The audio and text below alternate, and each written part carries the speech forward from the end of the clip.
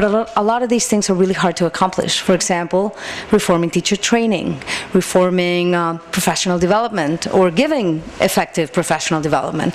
Those things take a lot more time, and oftentimes they're a lot harder to do. Doing a test is incredibly hard, but imagine reforming your whole teacher recruitment selection process. I mean, it's probably a lot harder. So I think that ends up happening in a lot of countries. Jeffrey. Yeah. Just a couple of observations. It's worth remembering that with any reform, and accountability is a good example, there are at least two stages. The first stage is sort of the idea, principle, symbolic stage, where you focus on something and say, yeah, that's good. That's something we should do, accountability.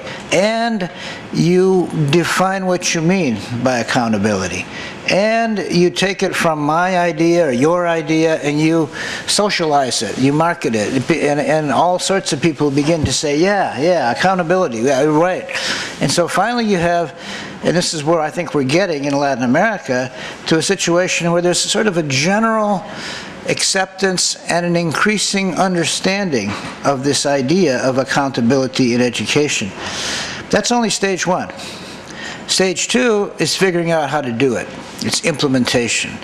And we're much less advanced there. And we have to try, we have to assess, we have to experiment, we have to adapt, and we have to keep, pushing very hard to turn what is clearly a good idea into policies that work in this particular country or that particular country. We do that in part by experimenting, in part by learning from other countries. So again, going back to the McKinsey report, it is useful to know how Finland did this or how Singapore did this or whatever.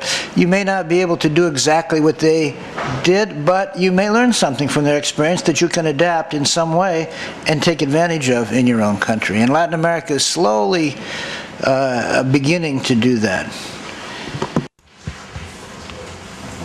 Yes, I would just like to say a last word on behalf of the teachers. And the president of the JT is not here, but I want to take the responsibility to say this, that because coming away from here, there may be a feeling that our teachers are lazy, lack initiative, resistance to accountability, and all of those things.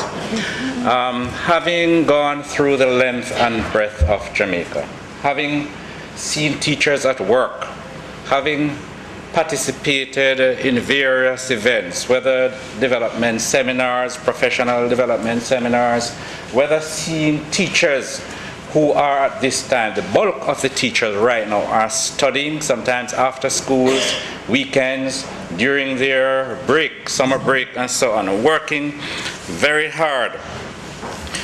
Just to say that we have quite a lot of enterprising teachers out there.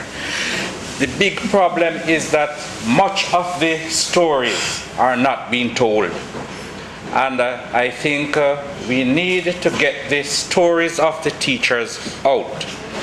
And if we were to get the stories of the teachers out, document these things, and part of this is our blame, because we are not documenting ourselves, we are not writing ourselves, we are not generalizing much of our good practices and so on. But I just want to assure everyone that we, from the Jamaica Teachers Association, we will ensure that our membership adheres, participates in the system, the things that we are trying to accomplish here as it relates to being accountable, as it relates to fulfilling the goals that we are setting ourselves here, working along with the different stakeholders. We are being prepared. We are prepared to do that. But in addition to that, it was raised by Dr. Damian King. Going back to this theme again, in relation to the work we do. We hold up the electoral system in Jamaica. We run the entire JCDC. We are not being paid for this. We do a host of voluntary things. And if we pull back from these things, there is so much things that would collapse And the teachers of this country are not being paid. And when we hear about what is happening now, we are not being paid. And I'm not going to be apologizing for this. We ought to be paid properly. And this is going to be critical in retention. Every year, at least 300 of our best math teachers, computer teachers in the sciences are being recruited. And these are our most experienced and qualified teachers. And our teachers are going to vote with their feet. They are going to walk out of the classroom.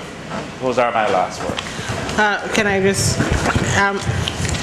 Mr. Henry, in other words, I don't think people think teachers are lazy, whatever, you know, I mean, people may have issues, but I want to make a suggestion, because especially in this period here, when the issue of the payment to teachers is so much on the table, I think the JTA would do well in the way that you organize your conferences every year to be the advocates of the accountability of teachers, not in vague terms, but in specific terms. For example, I think you need to look at the whole issue that has been raised, and I'm not saying that you should support it, of the number of contact days that teachers should now have. I mean, you know, there has been this debate about whether it should be increased from 190 to 195. I think the JTA needs to take a position on it based on a discussion. I think you need to take a position on things like, how do you ensure that when teachers get their leave and their professional development, how it is used? In other words, I'm saying that I think that from a PR and from a professional point of view,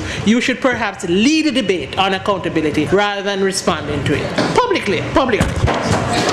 To be reviewed, their performance. We're talking about all categories, because it can't be just the teacher, as we have all said. It has to be holistic. And I think one of the presenters spoke about giving schools incentives when the entire school body performed, because if the support staff is not performing and the admin, then it affects the teaching and so on. But just this year, I got a personnel officer. So when Mrs. Maxine Henry Wilson speaks about the role of the principal, you have to understand that there needs to be administrative support, because we are now saying we're going to review a teacher or a member of the support staff or the admin staff, not only with the aim of separation, but of improving, of learning from them why it is that my class performs but the maths teacher next door does not perform. That's part of the performance review, to get the best practices, to understand why I've been able to move my school to point A or point B, but the school next door to me that might have the same variables or similar variables can't do that. The principal will need administrative support to perform this duty that is absolutely essential to transforming the system. And it has been a good conference.